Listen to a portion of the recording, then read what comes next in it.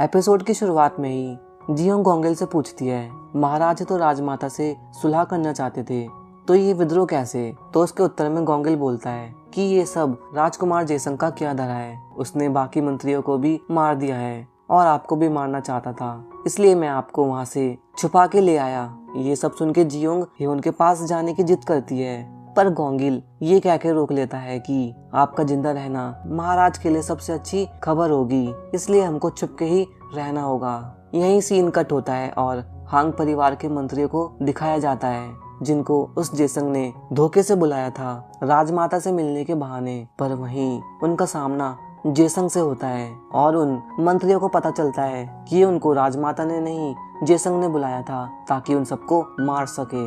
यही वो जेसंग उन सबको मार देता है और सीधा रानी के पास जाके महाराज की बुराई करता है और बोलता है कि उन्होंने सबको मार दिया है, राजमाता भी नहीं रही, वो देशद्रोही है और उनको निकाल के हमें राजकुमार जिम्योंग को महाराज बनाना होगा। पहले तो रानी मना करती है, पर उस चाचा के फोर्स करने की वजह से रानी को मानना ही पड़ता है।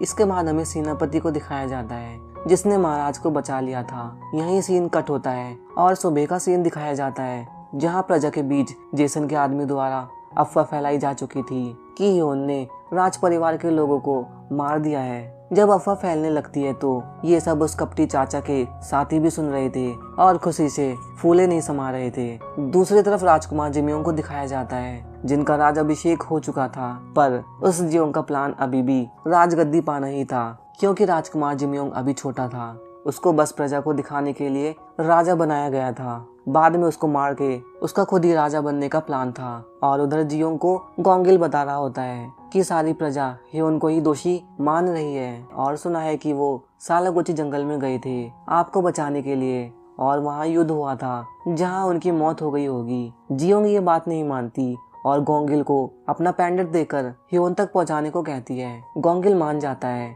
और सबसे पहले राजमहल में रसोइयों से बात करने जाता है। उधर हमें दिखाया जाता है कि महल में किसी ने हमला कर दिया होता है, तो वो जेसंग बाहर आता है, जहाँ वो देखता है कि ह्योन उसका इंतजार कर रहा था, जिसको बंदी बना लिया जाता है। ह्योन अपने गुस्से को काबू में रख के अपने चाचा से अकेले में बात करने की मांग रखता है, जो उसका चाचा मान जाता है। ह्योन बोलता है कि वो फिर से राजा नहीं बनेगा, पर उसके भाई के राज को अच्छे से संभालने के लिए अपने चाचा को कहता है। उसका चाचा ये सब मानने की एक्टिंग करता है। ह्योन को बंदी बना के जेल में कैद कर दिया जाता है, जहाँ उस चाचा का मंत्री उसे मांगरुक किताब देके चला जाता है। यहीं पर भी गोंगल आता है और ह्योन को जियोंग का पेंडेंट देता है, जो वो मांगरुक में लगा देता है और इस तरह से ये वही किताब बन गई थी जो जियोंग के पास थी। सीन कट होता है और जियोंग को दिखाया जाता है, जहाँ वो गोंगल से पूछती है कि ह्योन ठीक है कि नहीं। गोंगल उसके जेल में रहने की खबर देता है, तो जियोंग कहती है कि हमें उनकी मदद करनी होगी। अब ये तो आगे ही पता चलेगा कि वो लोग कैसे ह्योन की मदद करेंगे। अगले दिन ह्योन को प्रजा के सामने बंदी बना के ले जाया जा रहा होता है, जहाँ प्रजा उसको पत्थर मार रही थी। ये सब दूर से देख के जेसंग और उसके साथी खुश हो रहे थे और वो चाचा जंगल में पहुंचने के बाद ह्योन को मारने का आदेश देता है। प्रजा के बीच में ही जियोंग छुपी हुई थी और मौका मिलते ही वो ह्योन से बात करती है, जिसे देख के ह्योन भी खुश हो जाता है और संभल के रहने को बोलता है। पर जियोंग तो थी हमारी बहादुर लड़की, इसलिए वो बोलती है कि मेरा इंतजार करना, हम तुम्हें जरूर बचाएंगे। सीन कट होता है, उस चाचा के चेले जंगल में ह्योन को मारने वाले होते हैं, पर उसी टाइम ह्योन का सेनापति हमला कर देता है और ह्योन को बचा लेता है। थोड़ी देर बाद ही जेसंग ह्योन मरा है कि नहीं देखने आता है और जिंदा देख के वो उसका मजाक बनाता है कि तुम्हारे पास इतने ही सैनिक बचे हैं। तभी गोंगल और जियोंग उनके दोस्तों को लेके आ जाते हैं और यहाँ उन दोनों के बीच जम के लड़ाई होती है। पर जेसंग अपनी सेना को हारते हुए देख के जियोंग को अपने साथ उठा के ले जाता है और ह्योन को अकेले में मिलने की बात करता है।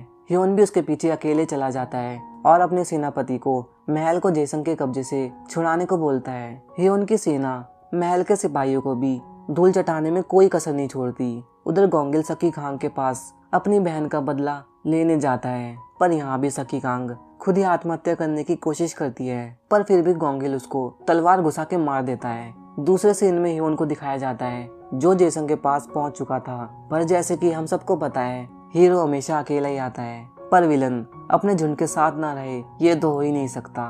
यहाँ जेसंग अपने साथियों को हियोन पर हमला करने को कहता है। इस लड़ाई में वहाँ रखा हुआ गिलास का मटका भी टूट जाता है और कांच का टुकड़ा जियोंग के हाथ लगता है, जिसको जेसंग ने बांध के रखा था। वो अपनी रस्सियां काटने की कोशिश करती है। दूसरी तरफ हियोन अभी भी लड़ रहा था। जियोंग अपनी रस्सियों को खोल के हियोन के पास आने की कोशिश करती है, पर तभी उसे मांगरुक किताब मिल जाती है, जो कि हियोन के पास से लड़ाई में गिर गई थी। और यहीं जियोंग को पता चलता है कि मांगरुक किताब हियोन ने ही लिखी थी। सीन हियोन पर जाता है, जिसने जेसंग के साथियों को मार दिया होता है और जेसंग को अपनी तलवार नीचे करने को कहता है, पर वो चाचा हियोन पर हमला करने ही वाला होता है। तभी जियोंग सामने आ जाती है और यहीं वो धीरे धीरे अपनी आंखें बंद कर लेती है। जेसंग पीछे से हियोन पर हमला करने वाला होता है, पर हियोन उल्टा उसे ही मार देता है। हमें दिखाया जाता है कि मांगरुक का नाम पहले एपिसोड की तरह जगमगा रहा होता है और उसके अक्षर बाहर आ रहे होते हैं, जो जियोंग को अपने साथ फिर से फ्यूचर में ले जाते हैं। और यहीं एक पेज का टुकड़ा भी हियोन जैसे तैसे फाड़ लेता है। हियोन तो जियोंग के लिए रोता रह जाता है। यहीं सीन कट होता है और फ्यूचर का सीन दिखाया जाता है, जहां जियोंग हॉस्पिटल में थी। उसकी पीठ वाली चोट अभी ताजा थी, जो उस चाचा की वजह से लगी थी। जियोंग को पता चलता है कि वो सब कोई सपना नहीं था, सच था। वो जल्दी से मांगरुक किताब ढूंढती है ताकि फिर से हियोन के पास जा सके। उतने में उसके पापा आ जाते हैं, जिनको देख के जियोंग बहुत खुश हो जाती है।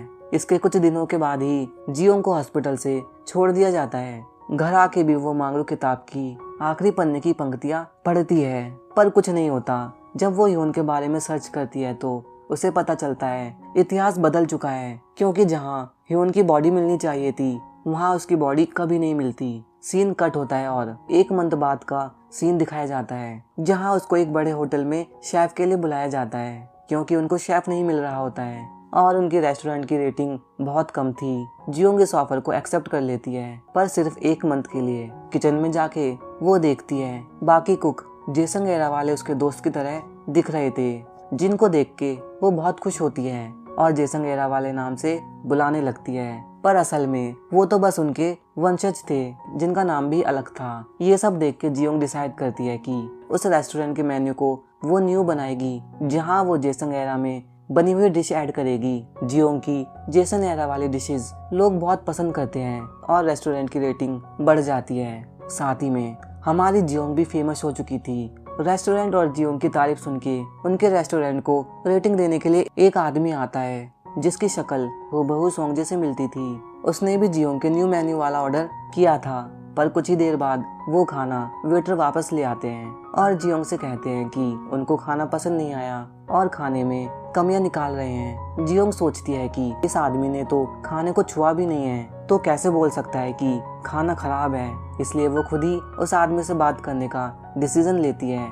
जियोंग जैसे ही पहली बार उस आदमी को देखती है, वो शॉक हो जाती है और अपने मन में कहती है कि ये तो बिल्कुल सोंगजे की तरह है और यहाँ भी इसके नखरे खत्म नहीं हो रहे। जियोंग तो सोंगजे से खाने को लेके लड़ने लगती है और उसे फ्रॉड भी बोलती है। इतने में ही पीछे से कोई बोलता है कि खाना अच्छा है तो मैं भी टेस्ट करना चाहूंगा। जियोंग जब पीछे मुड़ती है तो वो देखती है वो और कोई नहीं, हमारा हियोन होता है। हियोन तो उस सोंगजे जैसे दिखने वाले आदमी को तलवार से उड़ाने की बात करता है, जिस बात पर वो आदमी कहने लगता है कहीं का राजा वाजा है क्या, बाहर मिल तुझे बताता हूँ। पर उसको वेटर उठा के ले जाते हैं। जियोंग तो हियोन को देख के खुशी के मारे रोने लगती है और पूछती है कि सच में क्या तुम हियोन हो। वो बोलता है कि मैंने तुमसे वादा किया था, अगर तुम नहीं आओगी तो मैं आ जाऊंगा, तो मुझे आना ही था। अब उनसे रुका नहीं जाता तो वो एक दूसरे को प्यारी सी किसी करने लगते हैं। सीन कट होता है और जियोंग को दिखाया जाता है जो मेकअप कर रही थी, क्योंकि आज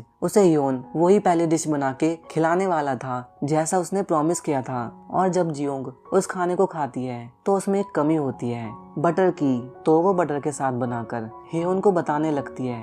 और यहीं एक हैप्पी एंडिंग के साथ ये एपिसोड और ड्रामा का एंड हो जाता है। ड्रामा से रिलेटेड कुछ बातें करें तो मेरे अकॉर्डिंग हियोन ने भी न्यू एरा में जन्म लिया होगा, क्योंकि उसके पास भी पेज का टुकड़ा था, तो शायद वो अपनी गलतियां सुधारने जेसन एरा में गया हो। It's just a my theory. और इसी के साथ मैं मिलता हूँ न्यू वीडियो के साथ। चैनल को सब्सक्राइब करना ना भूलें। बाय।